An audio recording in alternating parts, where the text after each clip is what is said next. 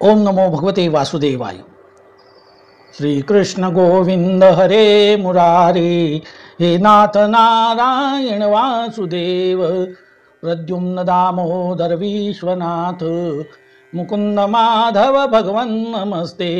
श्रीकृष्ण गोविंद हरे मुरारे, हे नाथ नारायण वासुदेव, प्रद्युम्न दामोदर विश्वनाथ, मुकुंद माधव भगवन नमस्ते। भगवान श्री गोपाल कृष्ण महाराज की जय। पार्वती पदे हर हर महादेव। सीताकांत स्मरण जय जय राम। गंगा माता की जय। संत सज्जन हो, मागच्या भागामध्ये आपण सुद्युम्नाची कथा ऐकली। सुद्युम्नाने पुढे वृद्धापकाळानंतर आपला तपश्चर्याचा मार्ग स्वीकारला आणि तो तपश्चर्येसाठी निघून गेला। म्हणून पुन्हा यमुनेकाठी तप केलं आणि त्या ठिकाणी त्याला पुन्हा 10 पुत्रांची प्राप्ती झाली। तेव्हा तो जो श्राद्धदेव होता, त्या श्राद्धदेवाचा पुत्र शर्याती नावाचा त्याचा पुत्र होता। त्या शर्यातीची एक कन्या होती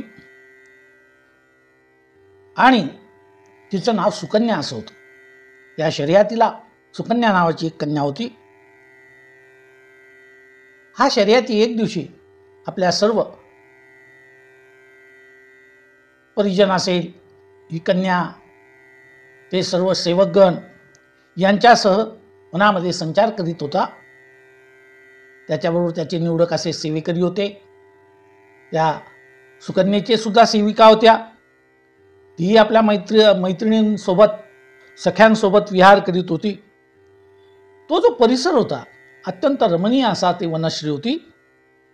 फुलं, फळे, पशु, पक्षी यांनी ते वन अतिशय सुंदर, प्रसन्न, आल्हाददायक असं निरनिराळ्या वनस्पतींनी नटलेलं असं ते वन होतं।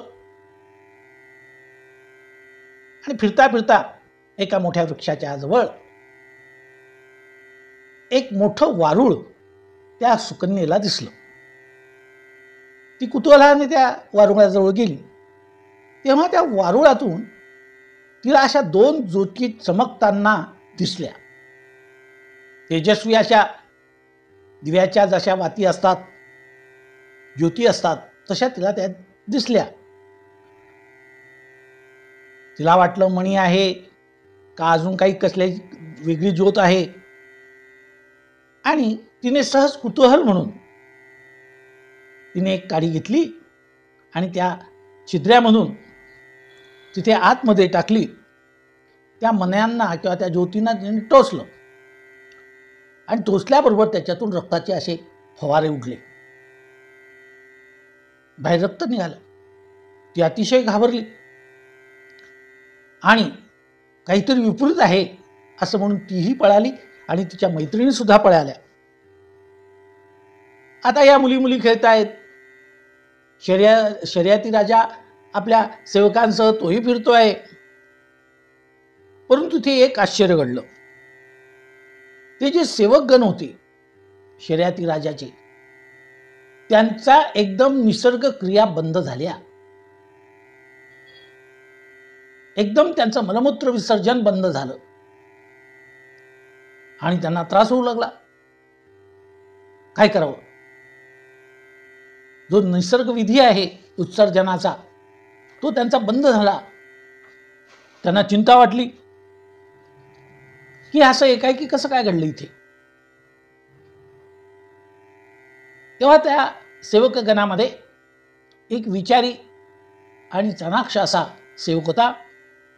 त्यांनी सांगितले, महाराज, हे जे वन आपण जिथे विहार करतोय त्या वनामध्ये चव्वन नावाचे ऋषी तपश्चर्या करीत असतात आणि मला वाटतं कोणीतरी त्यांना त्रास दिला असेल, त्याच्याशिवाय हे असं होणार नाही। त्यांच्या तपश्चर्येमध्ये विघ्न टाकला असेल कोणीतरी त्यांचा छळ केला असेल, म्हणूनच हा परिणाम त्याचा आपल्याला दिसून येतोय. तितक्यात त्यांचा असा विचारविनिमय चालू असतानाच सुकन्या तिथे आली. तिने आपल्या पित्याला हा प्रकार सांगितला की पिताश्री, मला एक मोठं वारूळ दिसलं. तिथे त्या 2 ज्योती चमकताना मी पाहिल्या. एका मोठ्या काडीने मी तिथे टोचून पाहिलं तर रक्ताची धार बाहेर आली. मी घाबरले आणि आता तुमच्याजवळ आता काय होणार? आता निश्चित आता हे समजलं शर्यतीला की आपल्या मुलीकडून काहीतरी हा अपराध घडला आहे. कारण हे जे वन आहे हे शर्यती मुनी, आपल्या चवन मुनींचं हे वन आहे, ते तपश्चर्या करतात अशी माहिती आहे. आपल्या कन्येला म्हणले, मुली अगं हे तू काय केलंस? मला वाटतं तू जिथे त्या काड्या टोचल्या ते कदाचित तुला जरी ज्योती भासल्या असतील तरी ते चवन ऋषींचे दिव्य असे नेत्र असले पाहिजेत आणि त्या नेत्रांचं तेज तिथे बाहेर निघत होतं आणि तुझ्याकडून हा अपराध घडला आहे. चला आता आपण तिथे गेलं पाहिजे. कन्येला घेतलं. सर्वजण त्या वारुळापाशी आले. चवन मुनी अतिशय तपस्वी होते, वृद्ध झालेले होते. राजा आला. राजाने नमो नमस्ते म्हणून नमस्कार केला. ऋषी तत्काळ वाळवाच्या बाहेर आले. तपश्चर्येने त्यांच्या शरीराभोवती मोठं वारूळ तयार झालेलं होतं आणि घटना नुकतीच घडल्यामुळे त्यांच्या नेत्रातून रक्त बाहेर येत होतं. त्यांना वेदना होत होत्या आणि त्यांचे दोघी डोळे त्यांना दिसेना असं झालं. हे सर्व झालं. त्यांनी पाहिलं कुठला तरी जमाव आहे आणि आपल्याला कोणी नमस्कार केला. कोण आहे रे तिकडे? मला काहीच दिसत नाही. कोणीतरी एखाद्या तीक्ष्ण वस्तूने माझे हे नेत्र फोडून टाकले आहेत आणि मी आता पूर्णपणे आंधळा झालेलो आहे. राजा शर्यती पुढे झाला. त्याने सांगितलं, ऋषी श्रेष्ठ, आपण क्षमाशील आहात, तपस्वी आहात. हा अपराध माझी कन्या सुकन्या हिच्या हातून झाला आहे. नकळत उत्सुकता म्हणून तिने त्याच्या आपल्या नेत्रज्योतीचा प्रकाश पाहून या काड्या टोचल्या आणि तिच्याकडून हा अपराध घडला. आपल्या नेत्रांना इजा पोहोचली. तुम्ही क्षमाशील करा. क्षमा अपराध महाराज तुम्ही सिद्ध नाही विचारिला आम्ही अधिकार आपला. ही घटना घडून गेली आहे. तुम्ही अभय द्या. रागवू नका. कोपामध्ये काही शाप देऊ नका. क्षमा करा. योगी पावन मनाचा साही अपराध जनाचा विश्वरागे झाले वन्नी संते सुखे व्हावे पाणी. तेव्हा ऋषी म्हणाले की राजा, आता मी अंध झालेलो आहे. आता माझी सेवा कोण करेल? आता मला दिसत नाही. एक नाही तर दोघी डोळे माझे आता गेले आहेत. आणि ज्या कोणी हा अपराध केला असेल त्याने आता माझी जन्मभर सेवा केली पाहिजे. महाराज, माझ्या कन्येकडून हा अपराध झाला. ऋषी बोलले की मग आता तिने माझी पत्नी म्हणून राहावं आणि माझी आयुष्यभर सेवा करावी. सुकन्या स्तंभित झाली. अपराध तर घडला होता. राजाही थक्क झाला. सख्यांनाही तिच्या मैत्रिणींना वाईट वाटलं. अरे अरे, आपण कोणत्या अपेक्षेने या वनात आलो आणि या ठिकाणी आपल्याकडून असं कृत्य घडलं. अपराधाची भावना त्या सुकन्येच्या मनात होती. तिने खाली मान घातली. त्यांना ऋषीचे ते खाचा पडलेले डोळे, ते दोघी नेत्र दिसत होते. आणि ऋषींनी आता आपली सेवा करण्यासाठी हिने पत्नी म्हणून राहिलं पाहिजे ही जी मागणी केली होती याच्यात राजाला काहीही गैर वाटत नव्हतं. खरं आहे, अपराध आपल्याकडूनच झालेला आहे. त्यामुळे आता ही गोष्ट आपल्याला मान्य करावी लागेल. त्यावर राजा म्हणाला की महाराज, आपण जे सांगतात आपली मागणी आम्हाला मान्य आहे. सुकन्याने ही गोष्ट कबूल केली, तीही त्या गोष्टीला तयार झाली. राजा शर्यतीने सुकन्याचा विवाह चव्हाण ऋषी बरोबर केला. ही तरुण रूप संपन्न आणि चव्हाण अत्यंत वृद्ध आणि अंध झालेले असे हे ऋषी यांचा विवाह या ठिकाणी झाला. नवतरुणी सुकन्या, चव्हाण कोपिष्ट, तर सुकन्या शोषिक. खरंच आहे, आपणच अपराध केलेला आहे. ते अंध आहेत, तर सुकन्या आता वचनाने बद्ध झालेली होती. परंतु कितीही केलं तर ती सुकन्या होती. तिने विलक्षण धैर्य दाखवलं. राजाशी आपल्या त्या ऋषींशी विवाह केला आणि त्यांची सेवा ती त्या दिवसापासून करू लागली. तिने त्यांना सेवेमध्ये काहीही अंतर दिलं नाही, काही कमी पडू दिलं नाही. अशा प्रकारे त्यांचा संसार सुरू झाला. आणि एक दिवशी चव्हाण ऋषींच्या आश्रमामध्ये अश्विनी कुमार यांचं आगमन झालं. आगच्छ देव देवेश तेजोराशी जगतपते क्रियमाणाम मया पूजा गृहाण परमेश्वर अतिथी देवो भव. त्यांचं स्वागत केलं, चव्हाण ऋषीने केलं, सुकन्येने केलं. तेव्हा चव्हाण ऋषी त्यांना म्हणाले, अश्विनी हे देवांचे वैद्य आहेत. देवांचे वैद्य किंवा आपल्या भाषेमध्ये डॉक्टर आहेत. चव्हाण त्यांना म्हणाले की ह्या अश्विनी कुमारांनो, तुम्ही अत्यंत समर्थ आहात, सामर्थ्यवान आहात, देवांचे वैद्य आहात. आणि माझी तर अशी अवस्था आहे, मी नेत्रहीन आहे आणि ही माझी पत्नी आहे. तुम्ही असं करा की मला पुन्हा दृष्टी प्रदान होईल असं करा. आणि आता मी वृद्ध झालेलो आहे, त्यामुळे मला पुन्हा तारुण्य प्राप्त करून द्या. कारण या सुकन्येशी मी विवाह केला, पण तिला मी डोळे भरून पाहू शकलो नाही, कारण मी अंध आहे. तिने मन मारलं आणि माझी सेवा केलेली आहे. तेव्हा कृपा करा, मला दृष्टी प्रदान करा. मी त्याच्या बदला तुम्हाला सोमरस पानाचा अधिकार प्रदान करून देईल. यापूर्वी यज्ञामध्ये या अश्विनी कुमारांना सोमरस पानाचा अधिकार नव्हता. चव्हाण ऋषी सांगतायत की तुम्हाला जो अधिकार नाही तो मी तुम्हाला प्राप्त करून देईल, परंतु तुम्ही मला दृष्टी आणि तारुण्य प्रदान करा, अशी त्यांनी मागणी त्या अश्विनी कुमारांजवळ केली. अश्विनी कुमारांना ही गोष्ट आवडली, त्यांनीही ती गोष्ट मान्य केली. तिथेच एक सिद्ध कुंड होतं. अश्विनी कुमार म्हणले की चला आपण तिथे स्नान करूया. ते तिघेही त्या सिद्ध कुंडामध्ये स्नानासाठी उतरले.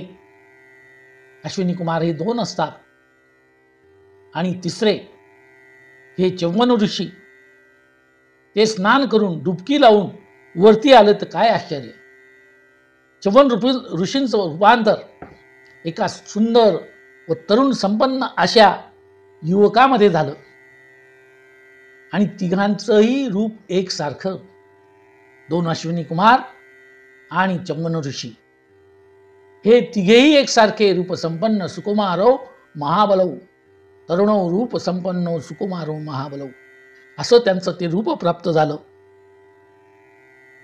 तेव्हा सुकन्येने या तिघांना नमस्कार केला आणि तिने विनंती की एकसारखे दिसत आहेत, याच्यातले आपले चव्हाण ऋषी कोण, आपले पती कोण. तिला संभ्रम निर्माण झाला. तेव्हा तिने हात जोडले. हे देवतांनो, मी तुम्हाला विनंती करते, माझे पती मला परत करा. मी ओळखू शकत नाही.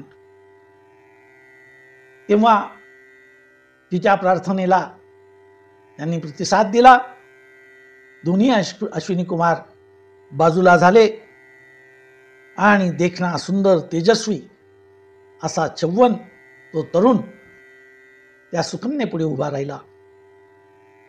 सुकन्येला सांगितलं, सुकन्ये, हे प्रिये, मी तुझ्या सेवेने संतुष्ट झालेलो आहे. तर नुसता संतुष्ट झालेलो आहे तर तुझ्या सेवेमुळे मला तारुण्य, सौंदर्य आणि नेत्र मला परत मिळालेले आहे. आता आपण या अश्विनी कुमारांना वंदन केलं पाहिजे.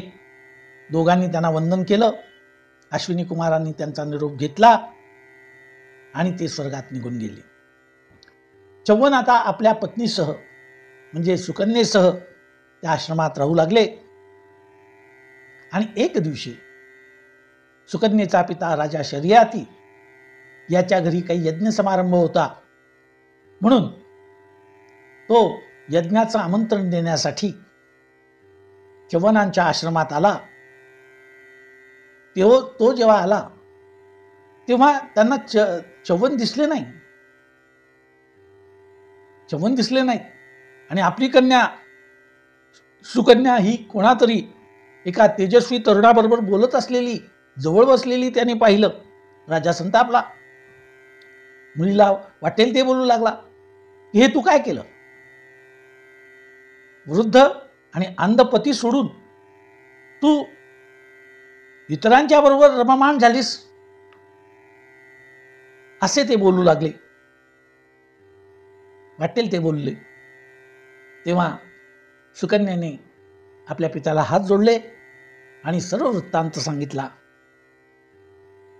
तो वृत्तांत ऐकल्यानंतर राजा शर्याती अत्यंत प्रसन्न झाला, आनंदित झाला.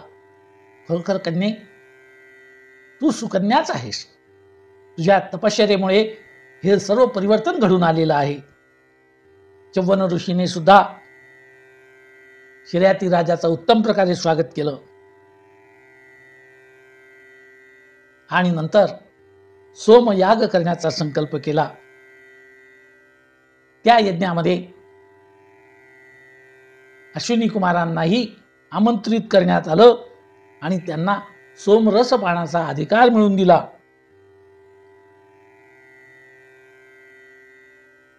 आता हा अधिकार मिळाल्यामुळे इंद्राला संताप चढला. त्याने अश्विनी कुमारांवर वज्र फेकलं. पण चव्वन ऋषी हे योग सामर्थ्याने संपन्न होते. त्यांनी ते वज्र जो इंद्र फेकत होता ते त्याच्यावरच उलटवलं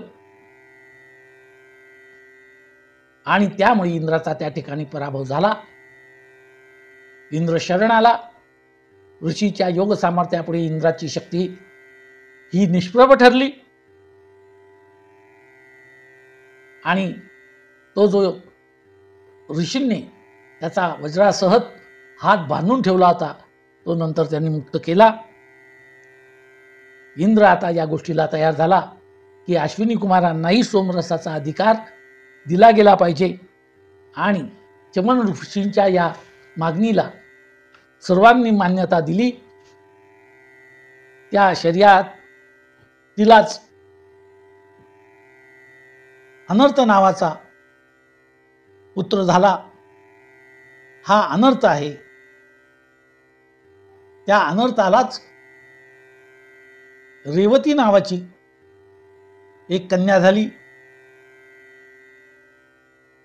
आणि तिचा विवाह ब्रह्मदेवाच्या सांगण्यावरून या बलरामाशी करण्यात आला, जो भगवान श्रीकृष्णाचे बंधू होते. या कथेतून आपण काय बोध घेणार? काही वेळेस मनुष्य तपश्चर्या करतो, छेडछाड करू नये हाच मेसेज किंवा हाच संदेश भागवतकार आपल्याला देत आहेत. जसा या राजा परीक्षिताने त्या शमीक ऋषींच्या गळ्यामध्ये तो सर्प टाकला आणि त्याचे परिणाम भोगावे लागले, तशीच चूक या सुकन्येकडून घडली. पण या ऋषींनी त्यांना क्षमा केली. सर्वांचा आनंदी आनंद झाला.